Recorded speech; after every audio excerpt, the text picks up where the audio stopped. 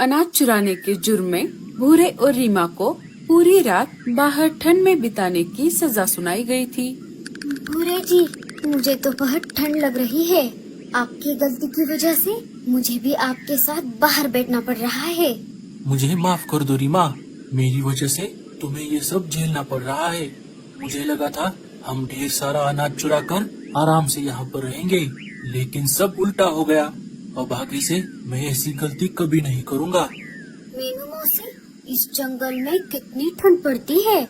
हम यहाँ इस पंपकिन के घर के अंदर होने के बाद भी हमें बहुत ठंड लग रही है। बेचारे भूरे भैया और रीमा भाभी, उनका तो बाहर कितना बुरा हाल हो रहा होगा। क्या हम उन्हें घर के अंदर ले ले? अरे काहे के बेचारे, वो दोनों भी एक नंबर के आलसी और कामचोर है। अगर वो हमारे साथ अनाज लाने के लिए बाहर आते तो उन्हें अनाज चोरी करने की जरूरत नहीं पड़ती। उन्होंने अनाज चुरा कर बहुत बड़ी गलती कर दी है और उसी की सजा वो दोनों भुगत रहे हैं। रहने दो उन्हें बाहर।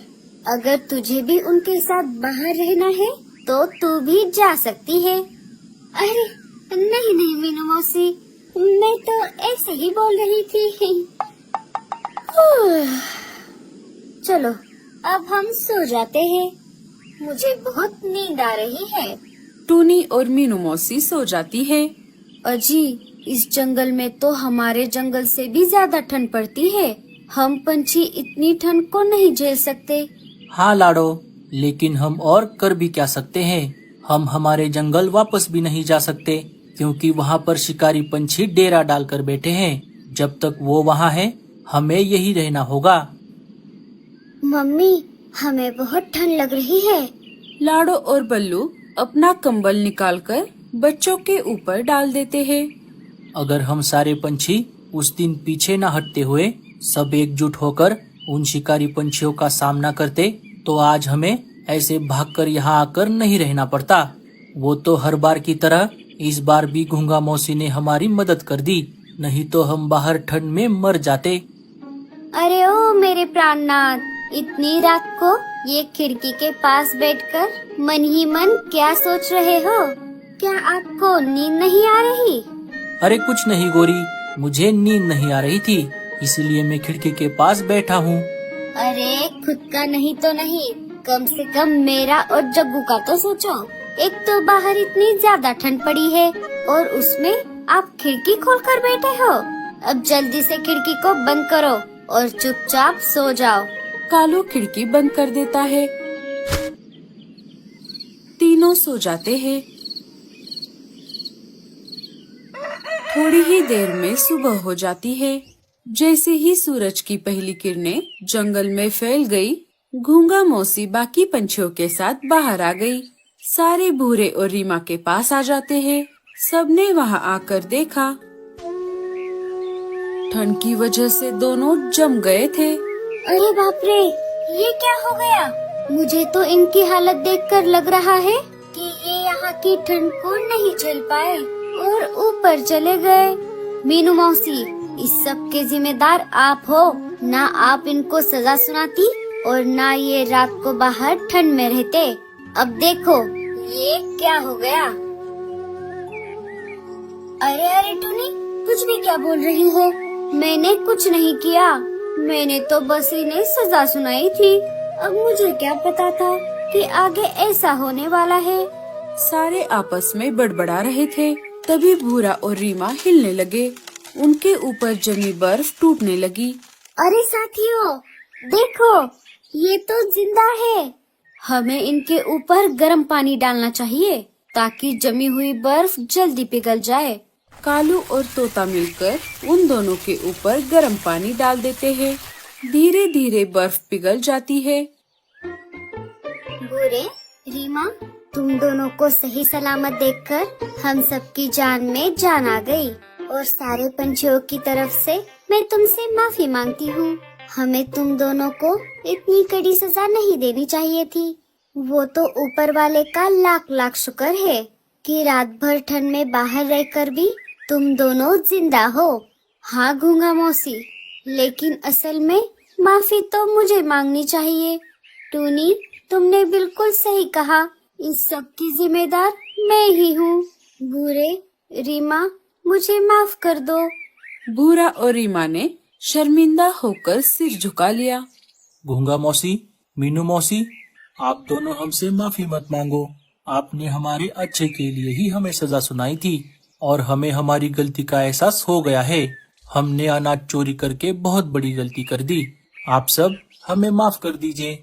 हम आप सब से ये वादा करते हैं कि आगे से ऐसा कभी नहीं करेंगे। देखो भूरे, गलतियाँ तो हर कोई करता है, लेकिन हमें उन गलतियों से कुछ ना कुछ सीखना चाहिए। अब तुम दोनों ने सबके सामने अपनी गलती मानी है, बस यही काफी है हमारे लिए। चलो, अब सब ठीक हो गया। साथियों, हमें अनाज लाने के लिए बाहर जाना है। चलो, हम सब चलते हैं। भूरे, रीमा, तुम दोनों भी हमारे साथ आ रहे हो ना? हाँ हाँ भैया, ये भी कोई पूछने वाली बात है? सारे जोर जोर से हंसने लगे। अब सारे पंछी एकजुट होकर पंपकिन के घरों में रह रहे थे। लेकिन जैसे जैसे दिन बीतते गए, ठंड और भी ज्यादा बढ़ने लगी। जब एक दिन रात के समय सारे बाहर आग जलाकर बैठे हुए थे, तब लाडो ने सारे पंछियों से कहा, साथियों, अब हमें अपने जंगल वापस लौटने की तैयारी करनी चाहिए। यहाँ की ठंड हमारे लिए अच्छी नहीं है। हम सब ने जो समय यहाँ पर बिताया वो बहुत अच्छा था, लेकिन अब वक्त आ गया है कि हम सुंदरबन जंगल वापस लौटे। तभी रानो ने चिंतित होकर कहा, लेकिन लाडो, शिकारी पंछी तो अभी भी हमारे जंगल में है। हम कैसे लौटेंगे? उसके लिए हमें कोई योजना बनानी होगी। लेकिन अभी रात बहुत हो गई है, अभी हम सो जाते हैं। कल सुबह होते ही हम सब अनाज लाने के लिए बाहर जाएंगे और वापस आकर योजना बनाएंगे। सारे लाडो की बात से सहमत हो गए। सब अपने अपने पंपकिन के घरों में जाकर सो गए। मम्मी, हमें इसी जंगल में रहना है। हमें वापस हमारे जंगल नहीं जाना। नहीं बच्चों, हम पंछी इस जंगल में रहने के लिए नहीं बने। अगर हम कुछ दिन और यहाँ रहेंगे तो हम सब बीमार पड़ जाएंगे। तुम्हारा स्कूल, हमारा सारा सामान, सब हमारे जंगल में है। एक न एक दिन हमें वापस अपने जंगल लौटना ही होगा। चलो बच्चों, अब जल्दी से सो जाओ। कल सुबह मुझे और मम्मी को अनाज लाने के लिए बाहर जाना है। लाडो, बल्लू और बच्चे सो जाते हैं। सुबह हो जाती है। सुबह होते ही सारे पंछी मिलकर अनाज लाने के लिए निकल पड़ते हैं। थोड़ी देर इधर उधर खोज करने के बाद उन्हें एक जगह अनाज का खेत मिल जाता है। सब वहाँ पर थोड़ा थोड़ा अनाज खा लेते हैं और ढेर सारा अनाज साथ लेकर वापस अपने घरों की तरफ निकल पड़ते हैं।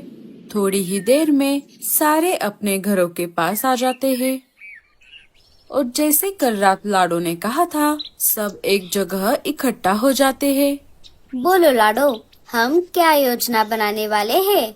मुझे तो यहाँ से जाने का मन ही नहीं कर रहा, लेकिन क्या करें? यहाँ की ठंड हम नहीं झेल पाएंगे। सारे आपस में बातचीत कर ही रहे थे कि तभी एक चील का बच्चा चिल्लाते हुए उन सब के पास आ जाता है। बचाओ, बचाओ, कोई मेरी मम्मी को बचाओ। लाडो ने उस बच्चे से पूछा, अरे बच्चे, क्या हुआ तुम्हारी मम्मी को? क्या तुम रास्ता भटक गए हो? आंटी, मैं और मेरी मम्मी यहाँ से गुजरते हुए हमारे घर वापस जा रहे थे। तभी अचानक मेरे मम्मी को चक्कर आ गई और वो एक पेड़ की डाली से टकराकर वो नीचे गिर गई। मम्मी, वो अभी बेहोश पड़ी है। आंटी, क्या आप मेरी मदद करोगी? हाँ हाँ बेटा, चलो चलो। लाडो, रानो, कालू और भूरा उस बच्चे के साथ निकल पड़ते हैं। वो उन्हें अपनी बेहोश पड़े माँ के पास लेकर आता है। अरे बाप रे, इसे तो बहुत गहरी चोट आई है। हमें इसे उठाकर डॉक्टर उल्लू चाचा के पास लेकर जाना होगा। चारों मिलकर उसे उठा लेते हैं और उल्लू चाचा के पास लेकर आते हैं।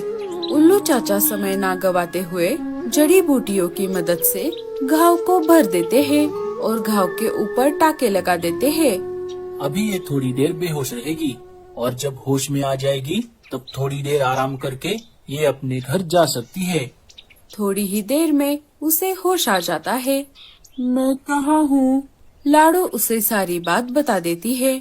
आप सबका बहुत बहुत शुक्रिया, आपने मेरी जान बचाई। लेकिन गूंगा मौसी को तो मैं जानती हूँ, पर आप सबको यहाँ पर पहली बार देखा है। रानो सारी बात उसे बता देती है। हमारे जंगल के ऊपर शिकारी पंछियों ने हमला कर दिया था, इसीलिए हम गूंगा मौसी के पास रहने के लिए आ गए हैं। ये तो बहुत बुरा हुआ, लेकिन आप सब चिंता मत करो। मेरे पति सारे शिकारी पंछियों के मुखिया हैं। मैं उनसे बोलकर आपको आपके घर वापस दिलवाऊंगी। थोड़ी देर आराम करने के बाद मामा चील और उसका बच्चा अपने घर जाने के लिए तैयार थे। गूंगा मौसी, अभी हमारे जाने का समय हो गया है, लेकिन हम सब आपके बहुत शुक्रगुजार हैं। अगर आप नहीं होती तो न जाने हमारा क्या होता। अब हम चलते हैं। अरे बस कर पगली, अब रुलाएगी क्या? मुझे भी तुम सबकी बहुत याद आएगी। बच्चों, अपने मम्मी पापा को परेशान मत करना, सब अच्छे से रहना और कभी भी मेरी जरूरत पड़े तो गूंगा मौसी को जरूर याद करना। सारे गूंगा मौसी से विदा लेकर मुखिया चील के घर की तरफ निकल पड़ते हैं। थोड़ी ही देर में सारे मुखिया चील के घर के पास आ जाते हैं। मम्मा चील और उसका बच्चा सारी बात मुखिया चील को बता देते हैं। पापा, इन सब ने मम्मी की जान बचाई। सबसे पहले आप सभी का बहुत बहुत शुक्रिया, आपने मेरी बीवी की जान बचाई। और आप सब चिंता मत करो, हम सब अभी आपके जंगल चलते हैं। वहाँ जाकर मैं आपको आपके सारे घर वापस दिलवाऊंगा। सारे मिलकर सुंदरवन जंगल वापस आ गए। मुखिया चील को देखते ही सारे शिकारी पंछी डर गए। अरे सरदार, आप यहाँ कैसे? मुझे पिकनिक का बहाना बताकर तुम सब यहाँ आकर इन पंछियों के घरों पर कब्जा करके बैठे हो। तुमने ये अच्छा नहीं किया। ऐसा करने का तुम्हें कोई अधिकार नहीं है। अब सारे इनसे माफी मांगकर चुपचाप यहाँ से चले जाओ, नहीं तो मुझसे बुरा कोई नहीं होगा। सारे शिकारी पंछी सुंदरबन जंगल के सारे पंछियों से माफी मांगते हैं और वहाँ से चले जाते हैं। चलो दोस्तों, अब मैं भी चलता हूँ और मैं आपसे वादा करता हूँ कि आगे से ऐसा कभी नहीं होगा। आपका बहुत बहुत शुक्रिया चील भाई। मुखिया चील भी वहाँ से चला जाता है। सबको अपना अपना घर वापस मिल गया। इसी खुशी में सारे पंछी नाचने लगे। तो दोस्तों, कैसी लगी आपको हमारी ये कहानी? हमें कमेंट्स में जरूर बताना और स्टोरी अच्छी लगे तो लाइक, शेयर और चैनल को सब्सक्राइब जरूर कर देना। Thank you.